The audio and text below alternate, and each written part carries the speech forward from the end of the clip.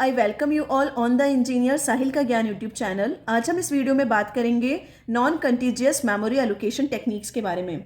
तो सबसे पहले हम समझते हैं कि नॉन कंटीजियस मेमोरी एलोकेशन होता क्या है। ये क्या है, एक मेमोरी एलोकेशन टेक्निक है। ठीक है, इसमें क्या होता है, जो एक सिंगल प्रोसेस होती है ना, अगर हम बात करें कि एक सिंगल प्रोसेस को क्या करते हैं, पार्ट्स के जो एक सिंगल प्रोसेस होता है ना, उसके सपोज एक डिफरेंट पार्ट है P1, P2 एंड P3।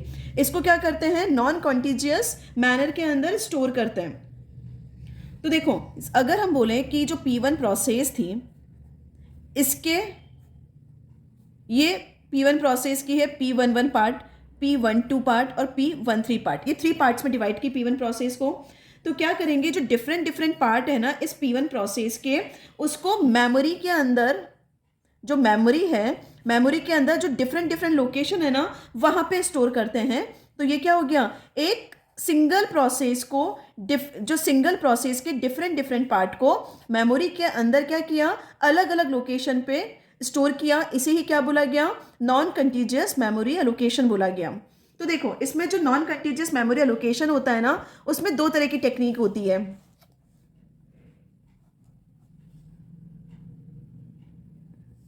तो पहली होती है पेजिंग और दूसरी होती है सेगमेंटेशन। तो सबसे पहले हम बात करते हैं पेजिंग टेक्निक के बारे में।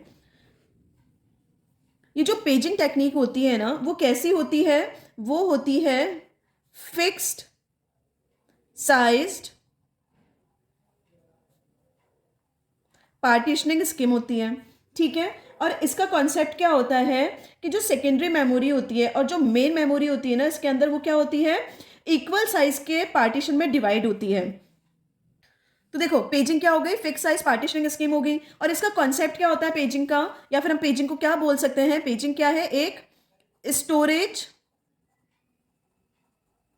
मैकेनिज्म है। इसमें क्या होता है, जो प्रोसेस होती है ना, वो सेकेंडरी मेमोरी से, जो प्रोसेस होती है ना, वो क्या होती है, ये सेकेंडरी मेमोरी है। सेकेंडरी मेमोरी से इस मेन मेमोरी में आती है। किस फॉर्म में आती है, in the form of pages आती है। ठीक है, तो हमने समझा कि पेजिंग क्या है, एक फिक्स साइज पार्टीशनिंग मैकेनिज्म है, और क्या है, स्टोरेज टेक्निक है। उसमें क्या होता है, जो प्रोसेस होती है ना, वो सेकेंडरी मेमोरी से जो मेन मेमोरी है उसमें आती है, किस फॉर्म में, पेजेस की फॉर्म के अंदर आती है। और हम ऐसे बोल सकते हैं कि जो सेकेंडरी मेमोरी है और ये जो मेन मेमोरी होती है ना, वो क्या होता है, इक्वल साइज के जो पार्ट्स होते हैं ना, उसके अंदर ये डिवाइड होती है। तो देखो, हमने बोला कि अगर ये क्या है, मेन मेमोरी है, और ये क्या है, ये हो गई सेकेंडरी मेमोरी। तो ये क्या होगा, ये 1 KB का साइज है। हमने सेकेंडरी मेमोरी को इक्वल साइज में डिवाइड कर दिया, और यहाँ पे क्या हुआ, जो मेन मेमोरी है ना, उसको भी इक्वल साइज के पार्ट्स में डिवाइड कर दिया। तो ये जो पार्टीशन जो सेकेंडरी मेमोरी में बन रहे हैं, उनको क्या बोला जाता है, उनको पेजेस बोला जाता है। और ये जो पार्टीशन, जो फिक्स साइज के जो पार्टीशन जो मेन मेमोरी में बने हैं ना, उनको बोला जाता है फ्रेम्स। तो यहाँ पे क्या समझा कि ये जो मेन मेमोरी में फ्रेम्स बने, वो किसके इक्वल होते हैं, जो कि सेकेंडरी मेमोरी के अंदर पेजेस हैं उसके इक्वल होते हैं।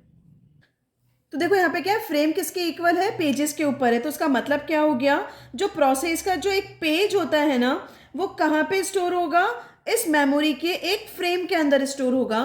तो देखो अगर हम बोले कि एक प्रोसेस है P, ठीक है, उसके 4 पार्ट है, P0, P1, P2 और ये P3। इसके क्या हो गए, 4 पार्ट हो गए। तो सेकेंडरी मेमोरी में क्या रखी हुई है, ये प्रोसेस के चारों पार्ट हमने स्टोर कर दिए।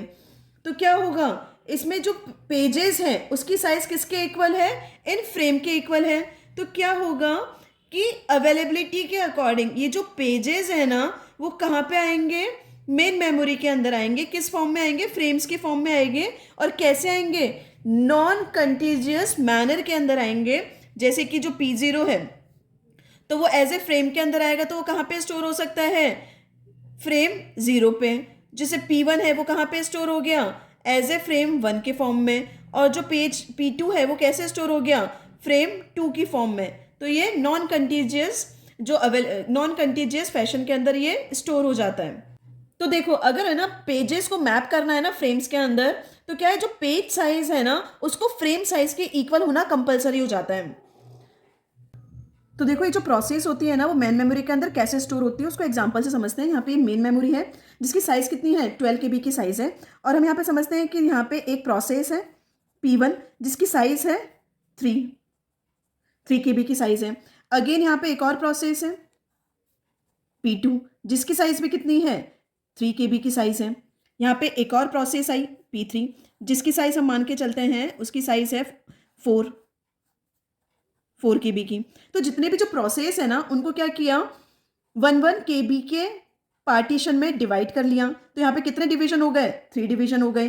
P1 प्रोसेस का भी कितना है, हर पार्टीशन का साइज कितना हो गया 1 KB का हो गया। तो यहाँ पे पेजेस के नंबर कितने हो गए P1 P2 P3, 3 पेजेस में डिवाइड हो गया। ऐसी जो प्रोसेस P3 है उसमें को भी क्या किया पेजेस में डिवाइड करना है, और हर पेज का साइज कितना माना 1 KB में। तो यहाँ पे कितने पेजेस हो गए, यहाँ पे 4 पेजेस हो गए। सेम हमने क्या किया जो मेन मेमोरी है उसको भी क्या किया 1 KB के फ्रेम्स के अंदर डिवाइड कर लिया ताकि जो पेजेस के जो पेजेस है ना वो फ्रेम के अंदर फिक्स हो जाए। तो क्या हुआ सबसे पहले P1 प्रोसेस आई और जो P1 प्रोसेस है वो यहाँ पे स्टोर हो गई। ये है आपकी P1 प्रोसेस। उसके बाद में क्या हो गया P2 प्रोसेस आई। जो P2 प्रोसेस तो देखो यहाँ पे P2 प्रोसेस स्टोर हो गई। फिर P3 प्रोसेस आई जिसकी साइज़ कितनी है 4 है। तो यहाँ पे क्या होगा P3 प्रोसेस स्टोर हो जाएगी। फिर कुछ समय के बाद में क्या हो गया जो P2 प्रोसेस है वो वेटिंग स्टेट में चली गई, मतलब वो यहाँ से मेमोरी से फ्री हो गई।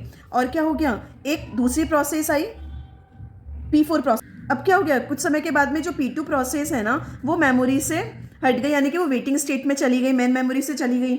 उसके बाद में क्या हो गया एक process I P4 process I जिसकी साइज़ कितनी है 4 KB की उसकी साइज़ है। तो यहाँ पे क्या हो गया जो 3 KB है वो यहाँ पे फ्री है, और यहाँ पे कितना फ्री है 2 KB मेमोरी यहाँ पे फ्री है। तो क्या होगा ये जो 4 साइज़ का जो आया है P4 प्रोसेस वो क्या होगा 3 यानी कि अगर मैं बोलूँ कि ये P0 पेज है, P1 पेज है, P2 और ये P3 पेज है, तो क्या होगा P0 P1 और P2 पेज इस P4 प्रोसेस का यहाँ पे स्टोर हो जाएगा और P3 प्रोसेस इस फ्री मेमोरी में स्टोर हो जाएगा। यानी कि जो प्रोसेस है वो कैसे स्टोर हो रही है नॉन कंटिन्यूअस मैनर के अंदर स्टोर हो रही है।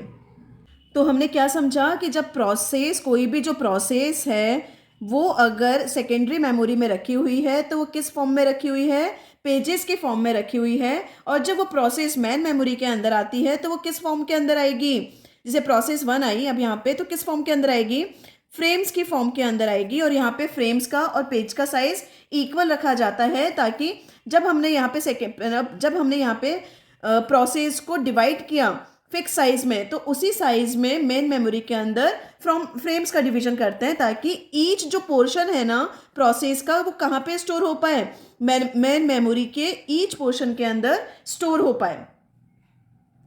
तो देखो यहाँ पे जो पर्पस होता है ना इस MMU का मेमोरी मैनेजमेंट यूनिट का वो क्या होता है लॉजिकल एड्रेस को फिजिकल एड्रेस में कन्वर्ट करना।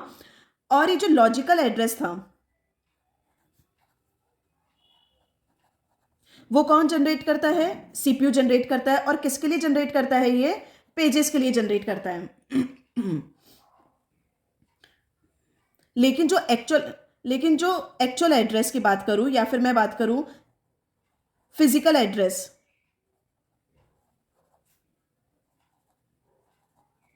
वो क्या होगा फ्रेम का होगा। लेकिन जो एक्चुअल एड्रेस या फिर मैं फिजिकल एड्रेस की बात करूं वो किसका होगा इस फ्रेम का होगा, जहां पे क्या होगा जो पेजेस हैं वो स्टोर होंगे। तो जब भी किसी भी पेज को जब भी है ना CPU किसी भी पेज को एक्सेस करेगा ना तो लॉजिकल एड्रेस के थ्रू एक्सेस करेगा। लेकिन जो ऑपरेटिंग सिस्टम है अगर उसे किसी पेज को एक्सेस करना है ना तो उसको कौन सा एड्रेस चाहिए उसका फिजिकल एड्रेस चाहिए। तो जो CPU है ना वो क्या जनरेट करता है लॉजिकल एड्रेस जनरेट करता है। और अगर आप लोग मेमोरी को एक्सेस करना है तो हमें फिजिकल मेमोरी की ज़रूरत है। तो क्या करना होगा लॉजिकल एड्रेस को फिजिकल एड्रेस के अंदर कन्वर्ट करना पड़ेगा। तो इसके कन्वर्ट करने के कुछ स्टेप्स होते हैं। तो देखो यहाँ पे क्या था जो CPU था वो क्या कर रहा था लॉजिकल एड्रेस जनरेट कर रहा था, और लॉजिकल एड्रेस किसके लिए था इस सेकेंडरी मेमोरी के लिए था। लेकिन जो प्रोसेस है वो कहाँ पे आ गई है मेन मेमोरी के अंदर आ गई, और मेन मेमोरी में कौन सा एड्रेस चाहिए होता है फिजिकल एड्रेस। तो अब क्या करना है इस लॉजिकल एड्रेस को फिजिकल एड्रेस में कन्वर्ट करना है, और वो कन्वर्जन कैसे होगा उसे देखते हैं। तो देखो सीपीयू ने जो जनरेट किया है ना लॉजिकल एड्रेस, उसको फिजिकल एड्रेस या एक्चुअल एड्रेस में कन्वर्ट करने के कुछ स्टेप होते हैं। वो स्टेप्स क्या होते हैं? जैसे कि सीपीयू है, ये सीपीयू ने जनरेट किया लॉजिकल एड्रेस। तो ये जो लॉजिकल एड्रेस होता है ना, उसके क्या होते हैं? दो पार्ट होते हैं। पहला पार्ट होता है पेज नंबर और दूसरा पार्ट होता है ऑफसेट। पी को डिनोट कर, पी का मतलब है पेज नंबर और डी का मतलब है पेज ऑफसेट। ठीक है, तो ये जो पेज नंबर है ना, वो क्या बताता है? उस स्पेसिफिक पेज को बताता है जो कि सीपीयू है ना रीड करना चाहता है, कि कौन सा पेज सीपीयू रीड करना चाहता है। तो देखो यहां पे क्या था, ये प्रोसेस थी, ठीक है, P1 प्रोसेस थी।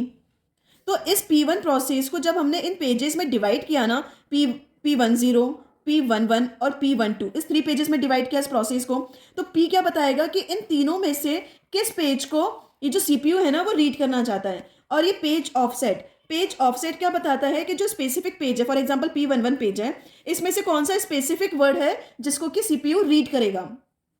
ठीक है, ये बात हो गई पेज ऑफसेट के, ये बात हो गई सीपीयू के लॉजिकल एड्रेस की। अब उसके बाद में क्या होता है? एक पेज टेबल होती है।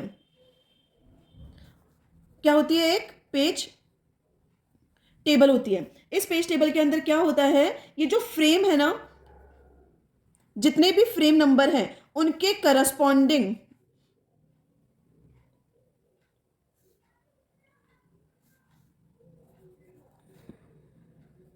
ये जो पेज टेबल है ना वो क्या प्रोवाइड करती है? जितने भी पेज नंबर है ना, जितने भी पेजेस है ना, उसके करस्पॉन्डिंग है ना फ्रेम नंबर को ये प्रोवाइड करती है, कि जो जो पेज नंबर है उसके करस्पॉन्डिंग फ्रेम नंबर कौन सा जनरेट होगा, मेन मेमोरी के अंदर कौन सा फ्रेम स्टोर है, पेज टेबल उसको प्रोवाइड करेगी। उसके बाद में क्या होता है? नेक्स्ट स्टेप में अगर हम बात करें कि जो मेन मेमोरी के उसके बाद में क्या होता है? जो फ्रेम नंबर होता है ना वो भी दो। उसके बाद में क्या होता है? जो फिजिकल एड्रेस होता है, ये बात की हमने यहाँ पे लॉजिकल एड्रेस की जो कि सीपीयू जनरेट कर रहा है। अब हम बात करते हैं फिजिकल एड्रेस की। ये जो फिजिकल एड्रेस होता है ना वो भी क्या होता है? दो पार्ट से मिलकर बना होता है। जैसे कि फिजिकल एड्रेस में बात करेंगे, ये होता है फ्रेम और ये होता है डी। डी का मतलब है यहाँ पे पेज का ऑफसेट और एफ का मतलब है यहाँ पे फ्रेम नंबर। तो ये जो फिजिकल एड्रेस है ना वो किस किस से मिलकर बना है? फ्रेम नंबर से और पेज ऑफसेट से मिलकर बना होता है। तो इस फ्रेम नंबर का मतलब क्या होता है? वो जो स्पेसिफिक जो फ्रेम है ना, जो फ्रेम नंबर का मतलब क्या होता है कि जहां पर वो स्पेसिफिक पेज स्टोर है ना उसका नंबर कौन सा है, उसका फ्रेम नंबर कौन सा है। और पेज ऑफसेट का मतलब क्या होता है कि उस पेज में से किस स्पेसिफिक वर्ड को पढ़ना है या सीपीयू रीड करना चाहता है।